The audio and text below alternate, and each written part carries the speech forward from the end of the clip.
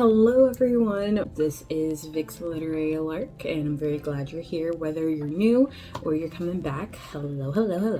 Today I thought it'd be fun to share some of the inspiration that I have for my current WIP, Project Velvet. I pull through so much when it comes to inspiration.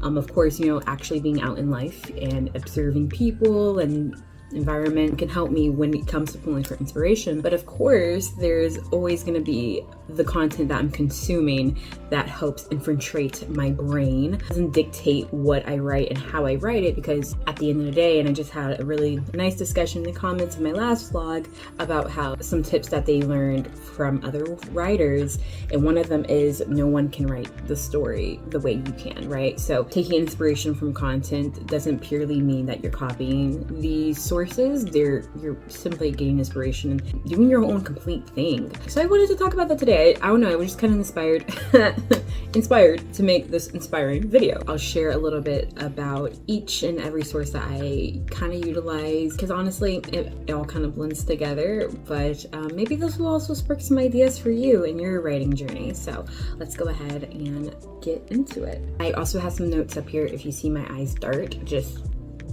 quick little heads up for you. So going into inspiration from books, I mainly pull from a lot of my favorite romances, books that I've read recently and just have really enjoyed. And honestly, I could see me trying to utilize that. Just kind of going off of my main two that I just absolutely love. So we've got Part of Your World by Abby Jimenez. I loved that one. The depth that Abby just brought to that book, it touched on the main character, I don't want to spoil it, but her having this cheating situation to her and her moving on and healing so well. And also I love that she really fleshed out our male character. Granted, it's dual POV, so it's easier to see a fleshed out male character when we also get to take a peek in his brain, but he had work to do for himself in standing up for what he really wanted and cared about.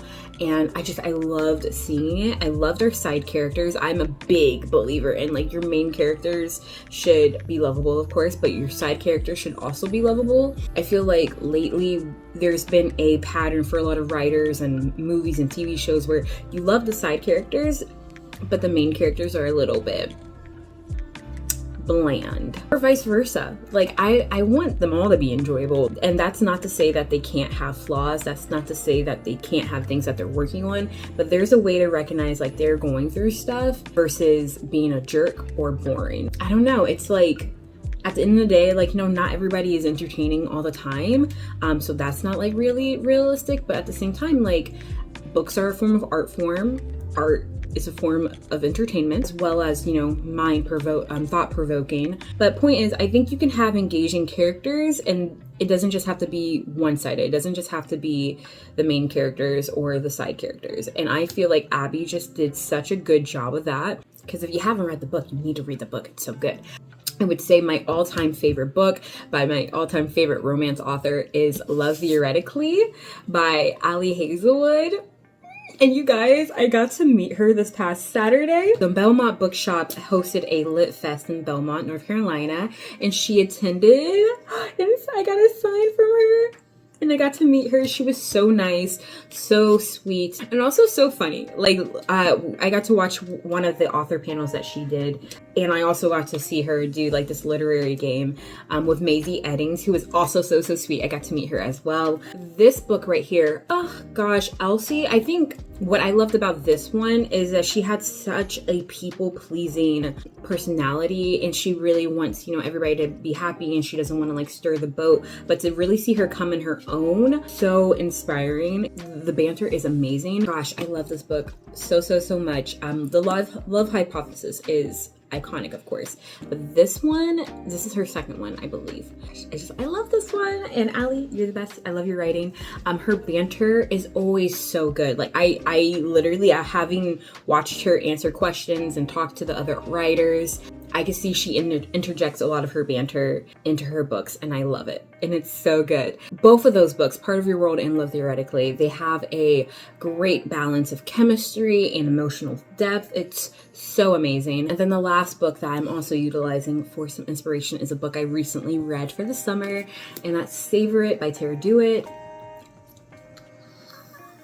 I love this book. Like, this is probably honestly not one part of my top threes. Like, with Part of Your World and Love Theoretically, this is up there. Like, it's so comforting. I love the packaging. I love the design. I've said that multiple times talking about this book. I love the way this looks. It's so nice. But the characters, oh my gosh, it's just, they feel so lived in. They feel real. Like, I love Sage. I would ride for her. We ride for Sage. And then Fisher, we see like the brooding and like the torment happening underneath. Like, he's got a lot that he's going through, but it's all like, it makes so much sense. He's gone through a lot in the past couple of years. Like, the main thing that I love about this story is just the characters. Like, I'm obsessed with all of them. We see the inner turmoil and why they're acting the way they are, and they just feel so real. So Tara, like, I love this book. So I am using all of those books for inspiration.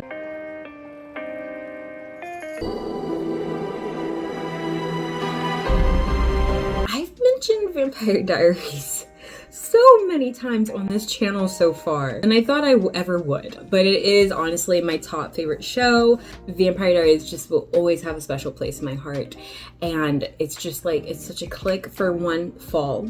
Like, fall's happening, we're turning on VPD. But also, it's just like, I don't know what it is when I watch it, I just get in the zone. Like, I'm like, I want to write. Like, so I'll pull up a notebook, go on my computer. Sometimes I'll just be able to watch it to watch. A lot of times, like, I want to do something creative watching that show. I don't know why. I think my favorite character arc was Caroline. She's my favorite character on the show. In spite of everything, we persevere. She reminds me a lot of myself. And to see the growth that she has and what she's able to have, even with what she loses in the end. She's just such a remarkable character. Candace King, I love you so much. And she just brought that character to life. And oh gosh. And the other characters I love as well. Some less than others, but we're not going to talk about that. It's also funny because, I'm not going to lie, my main characters may be inspired by a character or two or three from the show. As the story comes more to completion, I'll share that, but for now I'm gonna keep it to myself, mainly because even though they're physically inspired, they're not like personality inspired. Maybe like a little bit, but like mainly it's just like I'm writing them and I see the actors acting it out. It's like, love that. Then another show that I've been watching, that I've watched for a couple of years, but I really also am trying to interject into the story, is the heartfeltness and obviously the banter of Schitt's Creek. Love that show. That show is so good, and I definitely like utilizing it when I come to think of how I want the relationships to kind of flow. Like David and Patrick, Alexis and Ted, and I'm talking mainly about when they get back together in the second half of the series. But they're just so layered and they're so heartful. That kind of relationship growth is exactly what I want to have interweaved into my story. You know, I like that they had to do emotional work to get to a good spot with who they are, to be willing to accept this love. Those are the shows. Those are the shows that I try to keep them back in my mind. If I'm not actually watching them, I try to keep their characters, their relationships right here. Music has such a special place in my heart. Writing is my passion, right? But like, I will always forever love music. I think it's so cool that we get to see that so many writers are starting to put their playlist that either they use to write the story or just seeing songs that remind them of scenes or songs that will be good to listen to during the scenes. I don't know. But people are starting to do that more, and I love it, absolutely. And so I knew that, well, one, I'm definitely going to do that for mine, because it's just like, it means so much to me, especially because a lot of times I'll write and I'll have music playing, or of course a show playing. It depends on the vibe I'm in. And so I've started working, and I've got my Spotify up. I started working on the playlist. I just kind of put songs on here that like kind of give me like good vibes, and I'm like, oh yeah, I can see this, like this is like the vibe of my story, like this is what I'm wanting. And some of them I think I'm gonna have to like actually X out, but like I'm just keeping them here for now. Like I'll probably finalize this as maybe in draft 2 once I'm like, okay, because I do have some songs that are already assigned to some chapters, like, oh, this is for the last chapter, oh, this is gonna be for the climatic point. Like some of these songs make sense, but some of them I'm like not too sure yet. They just kind of have the vibe of my story. But when it comes to like repeat artists that are going to be on this playlist, because there are some repeat artists, I've got Solomon, Sned. Oh gosh, I don't even know if I'm definitely not pronouncing it right. Sinead Hartnett and Keshi. I love all 3 of them. They all have this dreamy, emotional quality that kind of just pulls you straight into a scene. So I've been sometimes like, I'll put on a song and I'll just like, this is amazing. I'm writing right now. Like I can envision the scene, like it just kind of comes to life. Like one of the songs, actually I've got 2 songs that inspired my epilogue, because that's already kind of written. She definitely has a lot of work to do to her, but She Love Me by Ty Verdes and Slow Dances by Winnetka Bowling League. Gosh, I can't pronounce things today. But those 2 have inspired my epilogue, and so it's like I'm trying to figure out when the time comes, do I have them in a certain order? Do I just like, hey, these are the vibes of this chapter, pick what you want to listen to? I don't know. And like, I'm not sure how much can I play. So like a really good example.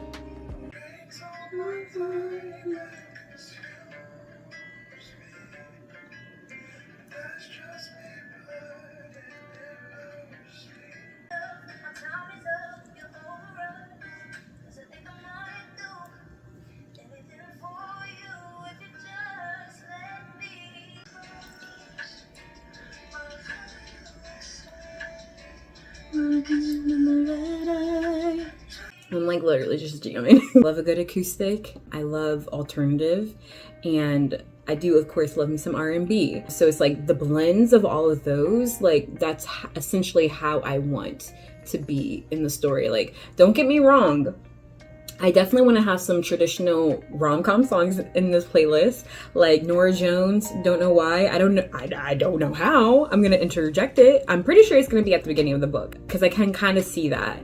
But I also see Chariot by Gavin DeGraw at the beginning of the story. So I don't know. We'll see. So that's the vibe of the current playlist. I have 38 songs on there. I don't think I'm gonna have 38 chapters. I think I'm gonna get to maybe 30, 31. I don't know. We just hit chapter 8, so I don't know how long it's gonna be yet. That's the current vibe. Got some Alan Stone on there. Love it. But what I've been doing is I don't try to like focalize like one song per chapter, like because sometimes, at least I know when it comes to reading, depending on the mind space I'm in, sometimes I have to reread stuff. Sometimes I'm able to keep going. So it's like, if I have to reread, that slows my time down. And then I'm like, oh, if I'm listening to a song, well then the songs are over by the time I finally get to the end of the chapter. I don't want just one song per chapter, but I'm trying to see how flow-wise it will be best. So we'll see. But those are some of the musicians, some of the songs that has been inspiring my story so far. Of course, I don't purely utilize them for the vibes. I kind of like, either I'll listen to the song and I'm like, oh my god, I see my scene in my head, or I'm working on the scene and I'm writing the scene, and then like I'm listening to songs later. I'm like, oh, you know what? This kind of goes with the vibe of that scene I wrote, you know? So it's not a hard set rule of when I use the music, but I do like the idea of it complementing. Yeah, so that's it. The book inspiration kind of comes from, everywhere, books, music, shows. I'm not too big a movie person. Of course I watch them, I like them, but I prefer TV shows and books. If you're trying to figure out what inspires your writing or where to look forward to inspiration, look at the media you like consuming, the other books that you're reading, the songs that you're listening to, the shows, the movies that you're watching.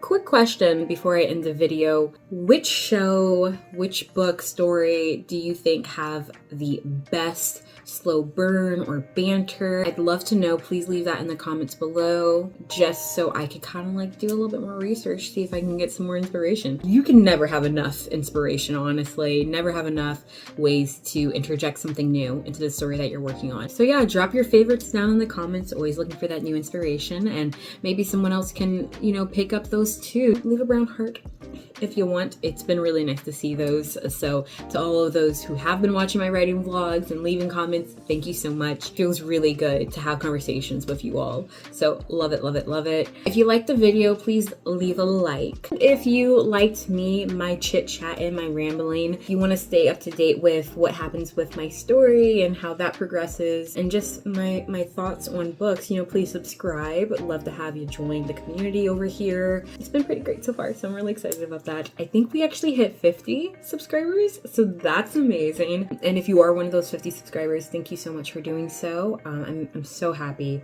to be doing this. It just fills my heart with so much happiness. With all that being said, I will end this video because I'm a little chatty Cathy. Yeah, a little talking Terry.